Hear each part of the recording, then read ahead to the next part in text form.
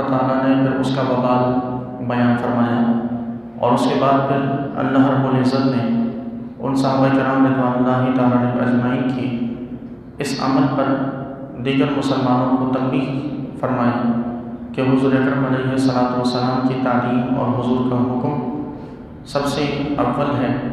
اور پھر چند چیزیں اللہ تبارک و تعالیٰ نے مسلمانوں کے لیے وہ بیان فرمائی کہ جن پر اگر مسلمان ہمیشہ کاربند رہیں اور عمل کرتے رہیں تو ہمیشہ ہر میدان میں اللہ کی مدد اور اللہ کی نصرت انہیں حاصل ہوگی۔ پھر آگے چند ان چیزوں کا وہی ایک تسلسل ہے کہ انہی چیزوں کا ذکر کیا جا رہا ہے کہ جن کے تذکرے سے اور جن پر عمل کرنے سے اللہ تعالیٰ کی مدد و نصرت نازل ہوتی ہے۔ ارشاد ہوا والذین اذا فعلوا فاحشۃ، کہ وہ لوگ کہ جنہوں نے کبھی کوئی بے حیائی کا کام کیا، او ظلموا انفسہم، یا انہوں نے اپنے آپ پر ظلم کیا، ذکروا اللہ، تو انہوں نے اللہ کو یاد کیا، فاستغفروا لذنوبہم، اور اللہ سے اپنے گناہ کی معافی مانگی، ومن یغفر الذنوب الا اللہ، اللہ کے سوا کون ہے جو گناہوں کو بخشے، ولم یصروا علی ما فعلوا، اور انہوں نے دانستہ ان کاموں پر اصرار نہیں کیا، وہم یعلمون، یعنی انہوں نے جان بوجھ کر ایسا عمل یا ان گناہوں پر اصرار نہیں کیا، اولئک جزاؤہم مغفرۃ من ربہم، یہی وہ لوگ ہیں کہ جن کا بدلہ ان کے رب کی طرف سے مغفرت ہے، وجنات، اور جنتیں باغات ہیں، تجری من تحتها الانہار، جن کے نیچے دریا بہتے ہیں، خالدین فیہا، وہ اس میں ہمیشہ رہیں گے، ونعم اجر العاملین، اور نیک کام کرنے والوں کے لیے کتنا ہی اچھا اجر ہے۔ تو یہ ایک تسلسل ہے اللہ رب العزت کی کلام کا اور آیات کا، کہ گزشتہ آیات میں بھی ان عادات کا ذکر کیا گیا کہ جو عادتیں مسلمانوں کے لیے اللہ کی مدد کے نازل ہونے کا سبب بنتی ہیں، یعنی غصے کو قابو میں رکھنا، تنگ دستی کے وقت، خوشحالی کے وقت اپنے مال کو خرچ کرنا، لوگوں کو معاف کرنا، احسان کرنا، یہ وہ چیزیں تھیں کہ جن کو اگر مسلمان اپنائیں تو اللہ تعالیٰ ان مسلمانوں کی مدد فرماتا ہے۔ پھر اس کے بعد انہی چیزوں کا ذکر کیا گیا کہ اگر کبھی کسی مسلمان سے کوئی گناہ سرزد ہو بھی جائے، کوئی غلطی سرزد ہو بھی جائے، تو سب سے بہترین یہ ہے کہ وہ اس گناہ کے بعد فوراً ندامت کا اظہار کرتے ہوئے، شرمندگی محسوس کرتے ہوئے اللہ کا ذکر کریں، اللہ سے مغفرت مانگیں، تو اللہ تبارک و تعالیٰ ان کے گناہوں کو معاف فرماتا ہے۔ یہ آیت مبارکہ کے شان نزول کے حوالے سے مختلف روایات ہیں۔ ایک انصاری شخص کے بارے میں ایک روایت ہے کہ ان کو کسی دوسرے دوست نے، کسی دوسرے انصاری نے اپنا گھر امانتاً رکھوایا، اور وہ خود کسی سفر پر روانہ ہوئے اور اپنے گھر کی نگہبانی کا ان سے کہا۔ تو وہ جب سفر پر روانہ ہو گئے تو یہ جن کے حوالے گھر کو کیا تھا، یہ اس گھر میں ان سے اس امانت میں خیانت سرزد ہو گئی۔ خیانت اس طور پر سرزد ہوئی کہ یہ گھر میں انہوں نے داخل ہونے کی کوشش کی، جب سفر پر گئے ہوئے شخص کی زوجہ نے مدافعت کی کوشش کی تو انہوں نے اس کا ہاتھ پکڑ کر ہاتھ پر بوسہ لے لیا، اور پھر گھر سے باہر نکلے، ندامت کا احساس ہوا، گناہ کا احساس ہوا، تو پھر جنگلوں میں روتے چیختے جنگلوں کی طرف نکل گئے۔ وہ صحابی جو سفر پر گئے ہوئے تھے وہ جب واپس پلٹے اور تو انہیں ان کی زوجہ نے سارا ماجرا بیان کیا، تو وہ انہیں ڈھونڈنے کے لیے جنگلوں کی طرف گئے، انہیں ڈھونڈ کر لائے اور لا کر حضرت سیدنا ابو بکر اور حضرت عمر فاروق رضی اللہ تعالیٰ کی بارگاہ میں انہیں پیش کیا، تاکہ حضور کی بارگاہ میں معاملہ جاننے سے پہلے حضرت ابو بکر اور حضرت عمر ان کے معاملے کو اس طرح حل کریں کہ ان کی بچت ہو جائے، کیونکہ حضور کی بارگاہ میں جب کوئی معاملہ پیش ہو جاتا تھا تو وہاں شرعی حد نافذ ہو جاتی تھی، کیونکہ یہ ایک اصول ہے شریعت کا کہ جتنی بھی صلح صفائیاں کرنی ہیں وہ سب پہلے کر لی جائیں۔ جب قاضی کی عدالت میں کوئی کیس چلا جاتا ہے تو اور وہاں بندے کا جرم ثابت ہو جائے تو اب معافی نہیں ہے، اب جو شرعی سزا جو اللہ نے مقرر کی ہے وہ لازمی طور پر دینی پڑے گی۔ تو اس لیے حضور کی بارگاہ میں معاملات پیش ہونے سے پہلے صحابہ کرام آپس میں معاملات کو طے کرنے کی کوشش کرتے تھے کہ کسی طریقے سے نبی کریم علیہ السلام کو ہمارے کسی غلطی کا حضور کو معلوم نہ ہو اور نبی کریم علیہ السلام کے دل آزادی نہ ہو۔ تو حضرت ابوبکر اور حضرت عمر کی بارگاہ میں جب یہ پیش کیے گئے تو حضرت ابوبکر اور حضرت عمر رضی اللہ تعالیٰ عنہما انہیں لے کر حضور کی بارگاہ میں آ گئے۔ اب جب نبی کریم علیہ السلام کی بارگاہ میں آئے تو اللہ تعالیٰ نے اس وقت یہ آیت مبارکہ نازل فرمائی کہ وَالَّذِينَ إِذَا فَعَلُوا فَاحِشَةً، کہ جب کوئی ان میں سے کوئی بے حیائی کا کام کرے یا پھر أَوْ ظَلَمُوا أَنفُسَهُمْ، یا اپنے اوپر ظلم کرے، ذکروا اللہ، پھر وہ اللہ کو یاد کرے، واستغفروا لذنوبہم، اپنے گناہ پر معافی مانگے، وَمَن يَغْفِرُ الذُّنُوبَ إِلَّا اللَّهُ، تو پھر اسے جاننا چاہیے کہ اللہ کے سوا کون ہے کہ جو گناہوں کو معاف کرے۔ تو یوں اللہ تبارک و تعالیٰ نے ان صحابی کے شان نزول، ان صحابی کے اس واقعے کے حوالے سے اس موقع پر یہ آیت مبارکہ نازل فرمائی۔ یہاں یوں سمجھ لیجیے کہ ایک مسلمان قرآن پاک کی دیگر تمام آیات کی اہمیت اور یقیناً دیگر بہت سی قرآن پاک کی آیات اس آیت سے اعلیٰ، افضل اور برتر ہیں۔ ان کی پڑھنے کی فضیلتیں یا ان کے اثرات یقیناً اپنی جگہ، لیکن میں یہ سمجھتا ہوں کہ قرآن پاک کی کوئی اگر وہ آیات کے جن پر ایک بندہ مومن کو اللہ کا بے پناہ شکر ادا کرنا چاہیے، ایک بندہ مومن کو اللہ کی بارگاہ میں جس حد تک ممکن ہو سکے وہ شکر ادا کرے، ان آیات میں سے ایک آیت یہ آیت مبارکہ کہ جس میں اللہ نے یہ سند عطا فرما دی کہ کوئی گناہ ہو جائے تو پریشان نہ ہو، کوئی گناہ ہو جائے تو مایوس نہ ہو، بلکہ اس گناہ کے فوراً بعد اللہ کا ذکر کریں، اللہ سے معافی مانگے، اللہ تبارک و تعالیٰ معاف فرما دیتا ہے۔ یہ اتنا بڑا انعام ہے بندہ مومن کے لیے، اللہ کی جانب سے اتنا بڑا اعزاز ہے کہ جو ہم انسان بھی کسی دوسرے کو نہیں دے سکتے۔ ہمارے یہاں بھی معافی کا تصور اتنا نہیں ہے کہ کوئی بندہ ایک مرتبہ غلطی کرے اسے معاف کیا جائے، دوسری مرتبہ کرے معاف کیا جائے، تیسری مرتبہ جب کوئی غلطی کرتا ہے تو ہم سزا دلاتے ہی دل جاتے ہیں۔ لیکن رب کی بارگاہ میں کوئی کوانٹٹی نہیں، وہاں 1000 مرتبہ بھی اگر اس کی بارگاہ میں غلطی سرزد ہو جائے اور 1000ویں بار بھی انسان توبہ کرے، رب پھر بھی اس کی توبہ کو قبول کر لیتا ہے۔ تو یہ وہ آیت مبارکہ ہے کہ جس پر اللہ تعالیٰ کا شکر لازماً ادا کرنا چاہیے، بندے کو اس آیت کو ہمیشہ ذہن میں رکھنا چاہیے، کیونکہ نبی کریم علیہ السلام کا فرمان ہے کہ حضور نے فرمایا، جامع ترمذی شریف کی حدیث ہے کہ حضور فرماتے ہیں، حضرت انس روایت کرتے ہیں کہ نبی کریم علیہ السلام نے فرمایا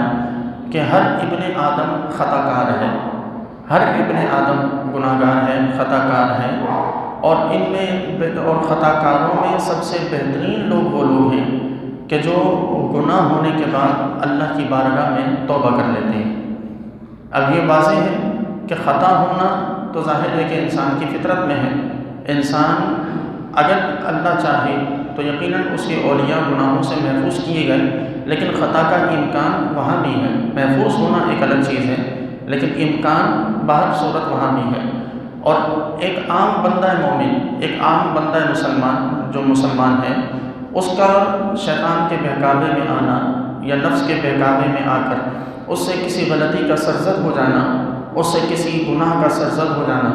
اللہ کے حکم کی کسی طور پر نافرمانی ہو جانا، ایک لامحالہ سی بات ہے کہ یہ ہو جاتا ہے۔ انسان ایک عام بندہ جتنا بچنے کی کوشش کرے، وہ خود سے جتنا اپنے آپ کو دور رکھنے کی کوشش کرے، کبھی نگاہ آلودہ ہو جاتی ہے، کبھی زبان آلودہ ہو جاتی ہے، کبھی ہاتھ کسی ایسی چیز پر جا پڑتا ہے کہ جو حرام ہو، کبھی قدم کسی ایسی جگہ کی طرف چل پڑتے ہیں کہ جو حرام ہو، کبھی کانوں میں کوئی ایسی آواز پڑ جاتی ہے کہ جو حرام ہو۔ تو انسان کسی معاملے میں یہ اپنے آپ کو سرٹیفائڈ نہیں کر سکتا کہ وہ گناہوں سے بچا ہوا ہے۔ اس لیے بہتر یہی ہے کہ انسان گناہوں کا انکار نہ کرے، یعنی یہ نہ کہے کہ مجھ سے کوئی گناہ سرزد نہیں ہوا، بلکہ جو گناہ سرزد ہوئے ان کا اعتراف کرے، انہیں مانے، اللہ کی بارگاہ میں ان گناہوں پر ندامت کا اظہار کرے اور رب کی بارگاہ میں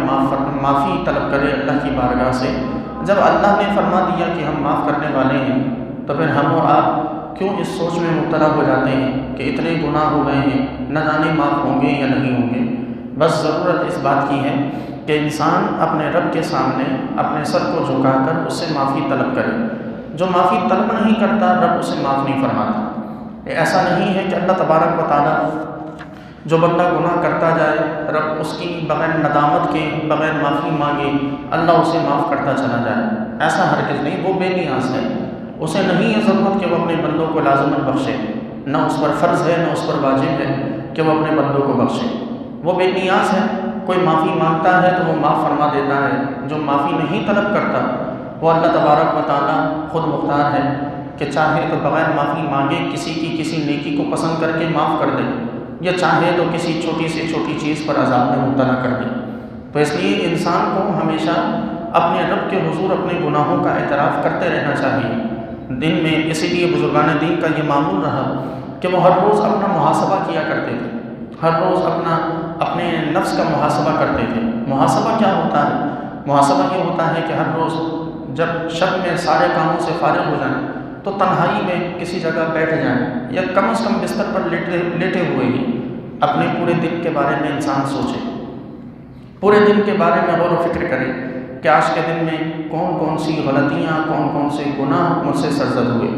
آج کہاں جھوٹ بولنا پڑا اور میں نے بولا، آج کس کو دھوکہ دیا، آج کس کو تکلیف دی، کس کو زبان سے تکلیف دی، کون سی حرام چیز دیکھی یا کون سا حرام لفظ بولا یا کون سی حرام چیز کو سنا۔ یہ تمام تر انسان پورے دن کا غور و فکر کرے اور پھر ان گناہوں کو یاد کرتے کرتے وہ اللہ سے معافی مانگتا جائے کہ پروردگار میں تیرا بے بس سا بندہ ہوں، میں جتنا چاہوں ان چیزوں سے بچنا چاہوں تو بھی نہیں بچ پاتا، انسان ہوں، نادان ہوں، قدم پھسل جاتے ہیں، دل بہک جاتا ہے،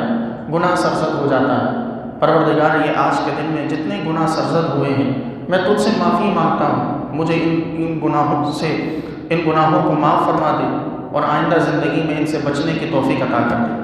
کیونکہ یہ یاد رکھیں کہ گناہوں سے بچنے کی توفیق بھی اللہ کی عطا سے ہے۔ ایسا ہرگز نہیں کہ انسان 100% یہ تہیہ کر لے کہ آئندہ گناہ نہیں کروں گا تو اللہ کی مدد کے بغیر وہ اپنی اس کوشش میں کامیاب ہو جائے، کیونکہ ہم وہ جو ایک جملہ پڑھتے ہیں نا کہ لا حول ولا قوت الا باللہ العلی العظیم، اس کا مفہوم ہی یہی کہ نیکی کرنے کی قوت اور گناہ سے بچنے کی طاقت صرف اللہ کی جانب سے ہے۔ یہ ہم جملہ پڑھتے ہیں اور اس جملے کا جب مفہوم ہم یہ اقرار کرتے ہیں بار بار کہ نیکی کرنے کی قوت، گناہ سے بچنے کی طاقت صرف اللہ کی جانب سے ہے، اللہ سے ہے،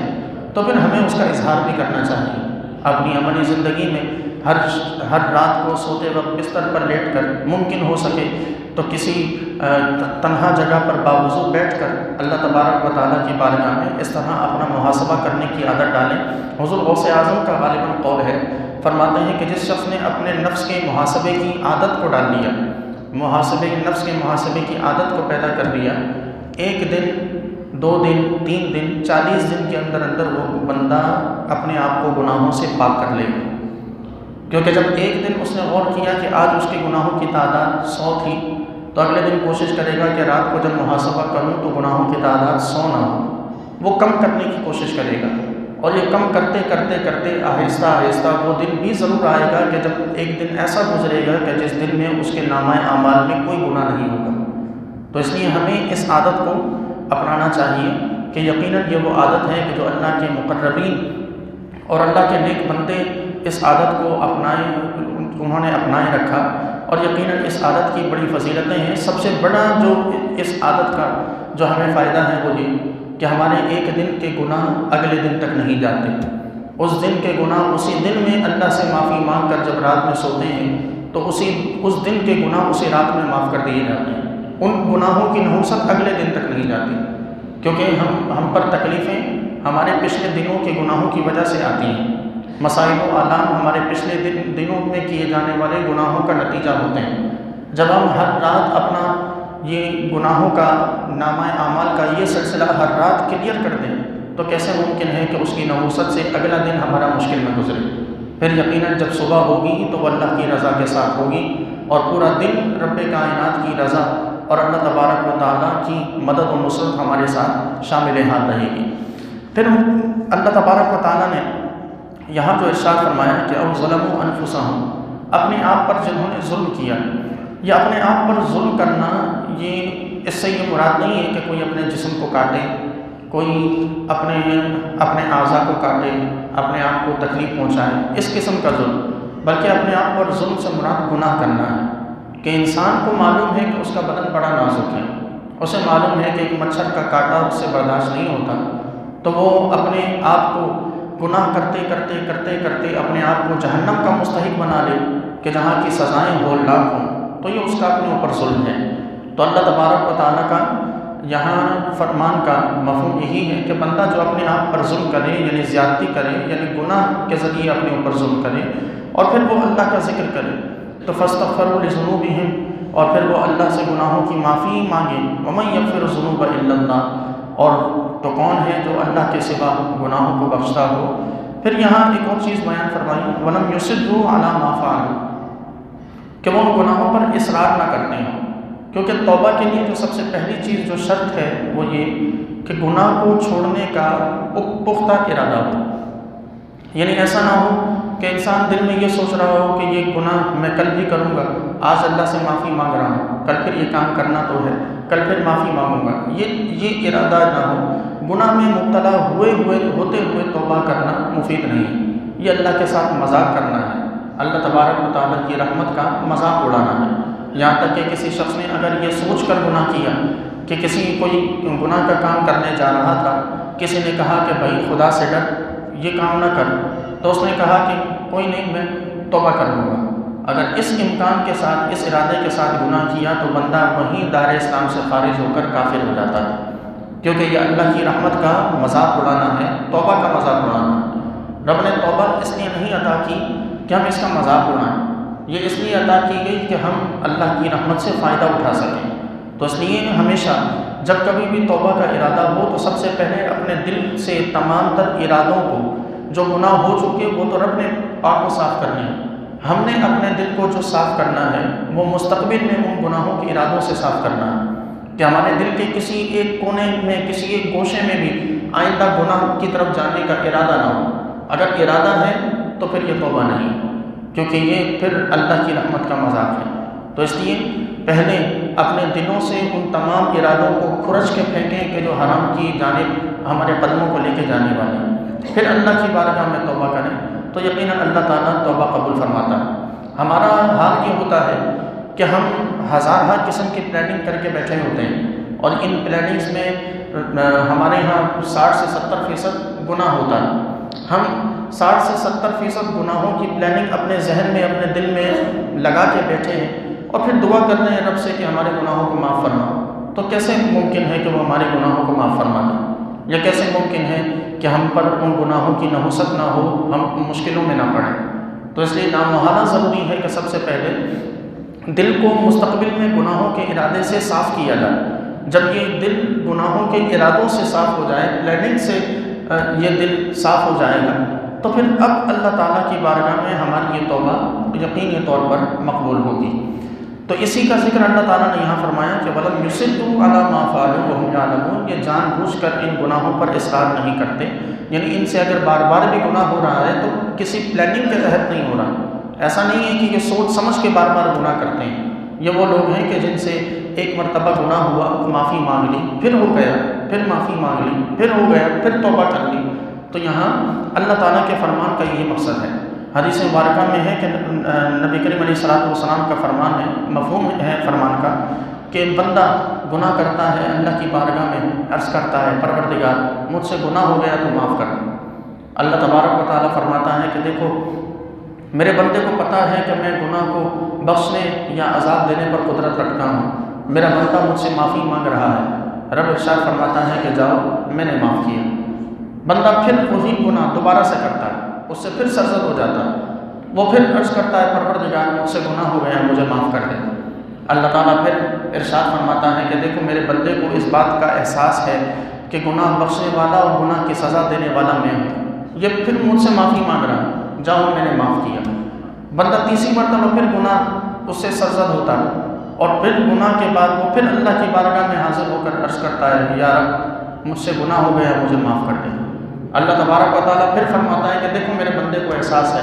کہ سزا دینے والا اور بخشنے والا میں ہوں، فرماتا ہے کہ جاؤ میں نے معاف کیا۔ روایت میں ہے کہ چوتھی مرتبہ جب بندہ اس سے گناہ سرزد ہوتا ہے تو پھر وہ عرض کرتا ہے پروردگار مجھ سے گناہ سرزد ہو گیا، مجھے معاف کر دے۔ اللہ تعالیٰ ارشاد فرماتا ہے کہ دیکھو میرے اس بندے کو کتنا احساس ہے، یعنی وہ اس بات سے بیزار نہیں ہوتا کہ بندہ بار بار آ رہا ہے، وہ اس بات پہ خوش ہو رہا ہے کہ اس کے بندوں کو احساس ہے کہ جتنی بار گناہ کر لیں بخشش اسی کے در سے مل رہی ہے، وہ اس بات پہ خوش ہوتا ہے۔ یہاں تک کہ روایات میں ہے کہ چوتھی مرتبہ، تیسری یا چوتھی مرتبہ جب بندہ حاضر ہوتا ہے تو رب فرماتا ہے کہ ہم نے تمہیں معاف کر دیا، جو چاہو کرتے تھے، جو چاہو کرو ہم نے تمہیں معاف کر دیا۔ اب یہاں جو چاہو کرو کا مطلب یہ نہیں کہ گناہ کرتے رہو ہم تمہیں معاف کرتے رہیں، یہاں مقصد یہ ہے کہ جو چاہو کرو کا مقصد یہ ہے کہ تم جو چاہو کرتے رہو، اس کے بعد معافی مانگتے رہو، ہم تمہیں معاف کرتے جائیں گے۔ جتنی بار گناہ ہوتے جائیں تم سے، تم ہماری بارگاہ میں آ کر توبہ کرتے جاؤ، ہم تمہیں معاف کرتے جائیں گے۔ تو یہ اللہ تبارک و تعالیٰ کا اتنا بڑا احسان ہے ایک بندہ مومن پر، اور بندہ مومن کا یہ حال ہو کہ اس کے شب و روز اللہ تبارک و تعالیٰ کے ذکر سے، اللہ کی بارگاہ میں توبہ سے غفلت میں گزر جائیں تو یقیناً اللہ کا کوئی نقصان نہیں ہے، بلکہ ایک مسلمان کا، ایک بندہ مومن کا خود کا نقصان ہے کہ اس نے پتہ نہیں کتنی موٹی چادر، کتنی موٹی تہ اپنے اوپر چڑھا رکھی ہے گناہوں کی، اور اتنی موٹی چادر اور اتنی موٹی یہ تہ ہے کہ جو اللہ کے لطف و عنایات سے ہمیں محروم کیے ہوئے ہیں۔ آپ نے دیکھا ہوگا کہ اگر بلکہ پریکٹیکل ہے کہ اگر بارش کے دنوں میں بارش ہو رہی ہو، کوئی بندہ نہانا چاہے تو وہ بارش میں جا کر نہاتا ہے، وہ چھتری لے کر نہیں نہاتا، کیونکہ اسے معلوم ہے کہ اگر چھتری اس نے اپنے اوپر، اپنے سر پر لگا لی تو کسی بھی صورت میں بارش کا وہ پانی جس سے وہ فائدہ لینا چاہتا ہے وہ اس کے جسم تک نہیں پہنچے گا۔ یہ اللہ کی رحمت، یہ بارش ہے۔ بندہ مومن، بندہ گناہگار، یہ ایک عام نارمل بندہ ہے اور اس کے گناہ یہ چھتری بنے ہوئے ہیں جو رحمت کو بندے تک پہنچنے نہیں دے رہے، یہ ایک بیچ میں فاصلہ بنے ہوئے ہیں۔ ہمیں اپنی توبہ کے ذریعے اس چھتری کو ہٹانا ہے، یہ جو بیچ میں آڑ ہے، بیچ میں یہ جو ایک تہ جمی ہوئی ہے، اس تہ کو ہمیں ہٹانا ہے، اور اس کا سب سے بہترین ذریعہ ہم وقت اللہ تبارک و تعالیٰ کی بارگاہ میں توبہ کرنا۔ یہاں تک کہ اتنا سمجھ لیں کہ اگر راہ چلتے ہوئے نظر آلودہ ہو جاتی ہے، کسی ایسی جگہ یا کسی ایسی چیز پر نظر پڑ جائے کہ جو ہمارے لیے حرام ہو، وہیں دل ہی دل میں، لازمی نہیں ہے کہ مسجد میں آئیں سجدہ ریز ہوں پھر توبہ کریں، وہیں دل ہی دل میں کہہ دیں کہ پروردگار مجھ سے گناہ ہو گیا، میں نے جان بوجھ کے نہیں کیا، مجھ سے غلطی سے ہو گیا، تو معاف فرما دیں۔ اور اس بات کا یقین رکھیں کہ قسم بخدا اگلا قدم زمین پر پڑنے سے پہلے اللہ تعالیٰ معاف۔ ہمیں اس معاملے میں بڑا احساس کرنے کی ضرورت ہے کہ ہم کہیں ان لوگوں میں نہ ہو جائیں کہ جن پر اللہ تعالیٰ نے ان کے گناہوں پر اصرار اور توبہ نہ کرنے کی وجہ سے اللہ نے عذاب نازل کیا۔ پھر آگے ارشاد فرمایا اولئک جزاؤہم مغفرۃ من ربہم، ان کی جزا یہ ہے، ان کا بدلہ یہ ہے کہ اللہ تبارک و تعالیٰ کی جانب سے انہیں مغفرت دی جاتی ہے، وجنات، اور باغات ہیں، تجری من تحتها الانہار، جس کے نیچے نہریں بہتی ہیں، خالدین فیہا، یہ اس میں رہیں گے، ہمیشہ رہیں گے، ونعم اجر العاملین، اور کیا ہی اچھا اجر ہے عمل کرنے والوں کے لیے۔ پھر فرمایا کہ قد خلت من قبلکم سنن، بے شک تم سے پہلے قدرت کے قانون گزر چکے، فسیروا فی الارض، تو زمین میں چلو پھرو، فانظروا، اور دیکھو کیف کان عاقبۃ المکذبین، کہ جھٹلانے والوں کا، انکار کرنے والوں کا، پیغمبروں کا رد کرنے والوں کا کیا انجام ہوا۔ ھذا بیان للناس، یہ لوگوں کے لیے واضح بیان ہے، وہدی وموعظہ، اور لوگوں کے لیے ہدایت اور نصیحت ہے، للمتقین، ان لوگوں کے لیے کہ جو تقوی والے ہیں۔ اب یہاں ہمیں رب نے ایک اور پیغام بھی دیا، یعنی ایسا نہیں ہے کہ یہ ساری چیزیں صرف اور صرف تھیوری میں ہوں، یہ ساری چیزیں صرف پڑھنے اور سننے میں ہوں، جو بھی مغفرت یا توبہ کے حوالے سے یا گزشتہ آیات میں اللہ کی عطا کے حوالے سے بات کی گئی، یہ ساری چیزیں وہ نہیں ہیں کہ جو صرف انسان پڑھے سنے، کوئی پریکٹیکل کوئی اس کی تصویر نہ ہو، بلکہ یہ ساری وہ چیزیں ہیں کہ جو باقاعدہ تجربہ ان پر ہو چکا، اور یہ باقاعدہ انسانیت ان کو دیکھ چکی اپنی نظروں سے۔ اور رب کائنات نے اسی لیے فرمایا کہ قد خلت من قبلکم سنن، تم سے پہلے یہ قدرت کے قانون، یہ جو ہم نے بیان کیے، یہ تم سے پہلے بھی یہی قانون اور یہی قوانین گزر چکے۔ فسیروا فی الارض، تو تمہیں چاہیے کہ تم زمین میں چلو پھرو، فانظروا، اور دیکھو کیف کان عاقبۃ المکذبین، ان جھٹلانے والوں کا جو تم سے پہلے تھے ان کا ہم نے کیا انجام کیا۔ ہم اور آپ دیکھتے ہیں کہ آج دنیا میں بہت ساری تبدیلیاں ہونے کے باوجود زمین کے اثرات و زمین کی کیفیات کے بدل جانے کے باوجود، موسموں کے ہزار قسم کی تبدیلیوں کے باوجود، کچھ چیزیں، کچھ آثار، کچھ شہر آج بھی ایسے ہیں کہ جو اپنی اسی حالت پر باقی ہیں کہ جس حالت پر اس وقت تھے کہ جب اللہ نے انہیں عذاب کا نشانہ بنایا۔ آج بھی کچھ ایسے آثار، الٹی ہوئی بستیاں ہمیں مل جاتی ہیں، آج بھی ایسی جگہیں نظر آ جاتی ہیں کہ جہاں لوگ پتھر کے بنے ہوئے پڑے ہیں، آج بھی ایسی جگہیں ہمیں نظر آ جاتی ہیں کہ جو اللہ کے عذاب جہاں نازل ہوا تو اس عذاب کی باقیات آج بھی موجود ہیں۔ سب سے بڑھ کر فرعون کا جسم آج تک موجود ہے۔ یہ تمام کیا ہیں؟ یہ تمام وہ چیزیں ہیں کہ جن کو اللہ نے بھی یہاں ارشاد فرمایا کہ زمین میں چلو پھرو اور دیکھو کہ ہم نے اپنے ناماننے والوں کا کیا انجام کیا، اور یہ نہ سمجھو کہ یہ وہ چیزیں ہیں کہ جو ہم محض کہتے ہیں اور کرتے نہیں۔ ہمارا محض گناہ پر پکڑ کرنا، عذاب دینا، یہ سب محض ایک تھیوری ہے، اس کی کوئی پریکٹیکل تصویر نہیں، یا یہ کبھی ہم عمل میں نہیں لا سکتے، یا ہم کسی پر عذاب نہیں کر سکتے۔ اور گویا کہ ایک واضح پیغام ہے کہ اپنے آپ کو بہت بڑا اور بہت اونچا سمجھنے والوں کے لیے کہ وہ تم سے زیادہ اونچے اور تم سے زیادہ بڑے تھے، کہ جن کو ہم نے اس انجام تک پہنچایا، کہ جن کا ہم نے یہ حال کیا کہ جب تم زمین پر چلو گے پھرو گے تو تمہیں محسوس ہوگا کہ بندوں پر خدا بننے والوں کا اللہ تبارک و تعالیٰ نے کیا حشر فرمایا، اللہ تعالیٰ نے ان کا کیا انجام فرمایا۔ سب سے بڑھ کر ایک فرعون کا جو جسم ہمارے سامنے ہے، یہ وہی شخص تھا کہ جس نے لوگوں سے اپنے آپ کو سجدے کروائے تھے، یہ وہی شخص تھا کہ جس نے لوگوں کے سامنے کہا تھا کہ میں خدا ہوں، میری عبادت کرو۔ یہ وہی شخص تھا کہ جس کے سامنے کوئی اگر یہ کہہ دے کہ تو خدا نہیں ہے تو اسے قتل کر دیا کرتا تھا۔ یہ وہی شخص تھا کہ جس نے بنی اسرائیل کے لڑکوں کا تقریباً 40 سال تک بنی اسرائیل کے لڑکوں کا قتل کیا۔ یہ وہی شخص تھا کہ جس نے بنو اسرائیل پر طرح طرح کے عذاب حضرت موسیٰ کی قوم پر نازل کیے۔ یہ وہی شخص تھا کہ جس نے حضرت موسیٰ علیہ السلام کو مصر سے ہجرت کرنے پر مجبور کیا تھا، لیکن نتیجہ کیا ہوا کہ جب اللہ تبارک و تعالیٰ نے اسے عذاب کا نشانہ بنایا تو آج تک بلکہ قیامت تک کے لوگوں کے لیے اسے عبرت بنا دیا۔ تو یہ رب کا واضح پیغام ہے کہ اپنے آپ کو اتنا اونچا نہ سمجھو کہ ہماری پکڑ سے باہر ہو جاؤ گے، اور اگر کبھی سمجھنے لگو، یہ خیال آنے لگے کہ مجھے کوئی نہیں پکڑ سکتا، تو پھر ان گزرے ہوئے لوگوں کو یاد کرو، ان گزرے ہوئے لوگوں کے احوال کو دیکھ لو کہ ان کی بھی یہی سوچ تھی کہ کوئی نہیں پکڑ سکتا، اور پھر اللہ تبارک و تعالیٰ نے ان کا کیا انجام فرمایا۔ یہاں یہ بھی واضح ہے کہ سنن کا لفظ استعمال کیا گیا۔ اس آیت میں اللہ تعالیٰ نے سنن کا لفظ استعمال فرمایا۔ سنن کہتے ہیں طریقے کو یا عادت کو۔ تو اس سے ہمیں یہ بھی پتہ چلتا ہے، اس ایک لفظ سے اللہ تبارک و تعالیٰ کے ہمیں یہ بھی معلوم ہوتا ہے کہ رب تعالیٰ جب کسی قوم پر عذاب نازل فرماتا ہے تو اللہ تعالیٰ اس قوم کی اچانک غلطی سے ہو جانے والے، کبھی کبھار ہو جانے والے گناہوں پر پکڑ نہیں فرماتا۔ کسی قوم سے اگر کوئی اچانک کبھی کوئی گناہ ہو جائے، کوئی غلطی ہو جائے، عادت نہ ہو، ویسے ہی کوئی گناہ یا کوئی غلطی ہو جائے، اللہ پکڑ نہیں فرماتا۔ لیکن جب قوم کسی گناہ کو عادت بنا لے تو اللہ عذاب نازل فرما کر قوموں کو تباہ فرما دیتا ہے۔ یہ ایک سنن کا لفظ ہمیں بتا رہا ہے، کیونکہ سنن کے لفظ کا جو عربک ڈکشنری میں جو اس کا معنی ہے وہ عادت ہے۔ تو گویا کہ اللہ تعالیٰ عادت پر پکڑ فرماتا ہے، کبھی کبھار ہونے والی غلطیوں پر پکڑ نہیں فرماتا، چاہے بندہ ہو یا قوم۔ ہم اور آپ کبھی غلطیاں ہو جائیں، عادت نہ بنائیں، غلطی ہو جائے، رب سے معافی مانگتے رہیں تو اللہ تعالیٰ یقیناً پکڑ نہیں فرمائے۔ لیکن اگر ہم کسی گناہ کو عادت بنا لیں اور وہ گناہ ہماری عادت میں ڈھل جائے تو پھر اللہ کی پکڑ کا انتظار ہونا چاہیے کہ رب جب چاہے گا پکڑ فرما لے گا۔ آج من حیث القوم، یعنی قوم کی حیثیت سے اگر ہم دیکھیں اجتماعی صورت میں، تو کتنے ایسے گناہ ہیں کہ جو آج ہم عادت کے طور پر اپنا چکے ہیں،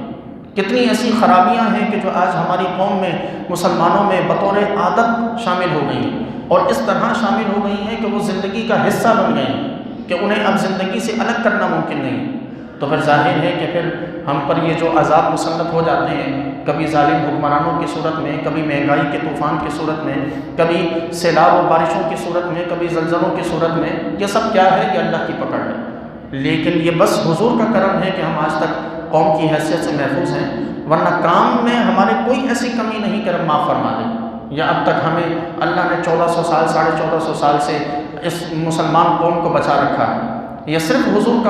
حضور کی رحمت ہے کیا ہم آج تک قوم کی حیثیت سے ہم بچے ہوئے، ورنہ افراد کو تو اللہ نے نہ جانے کتنی مرتبہ عبرت کا نشانہ بنایا۔ افراد ایک ایک کر کے یا مختلف علاقوں کے یا مختلف حصوں کے جو لوگ ہیں وہ تو ایک ایک کر کے نہ جانے کتنے قوم یا کتنے حصے یا زمین پر بسنے والے کتنے لوگ عبرت کا نشانہ بنائیں گے، لیکن قوم آج تک قائم ہے تو صرف اس وجہ سے کہ حضور کا رحم ہے، ورنہ ہم نہ جانے کتنے گناہ ہم عادتاً ان گناہوں کو شامل کر چکے ہیں۔ تو ضرورت اس بات کی ہے کہ ہم ان عادتاً شامل کیے جانے والے گناہوں کی عادت کو ختم کریں۔ مثلا ایک چھوٹی سی مثال آپ کے سامنے پیش کروں کہ میوزک سننا، گانا سننا ایک ہماری قومی عادت ہو چکی ہے، ایک ایسی عادت کہ جس سے کوئی بڑا کوئی چھوٹا محفوظ نہیں۔ یہ کیا ہے؟ حرام ہے۔ یہ وہ سخت ترین حرام ہے کہ جس کے بارے میں حضور اکرم علیہ الصلوۃ والسلام کی حدیث مبارکہ کا مفہوم ہے کہ جو دنیا میں گانے بجانے سنا کرتے ہیں، کل بروز قیامت اللہ تبارک و تعالیٰ ان کے کانوں میں پگھلایا ہوا سیسا ڈالے گا۔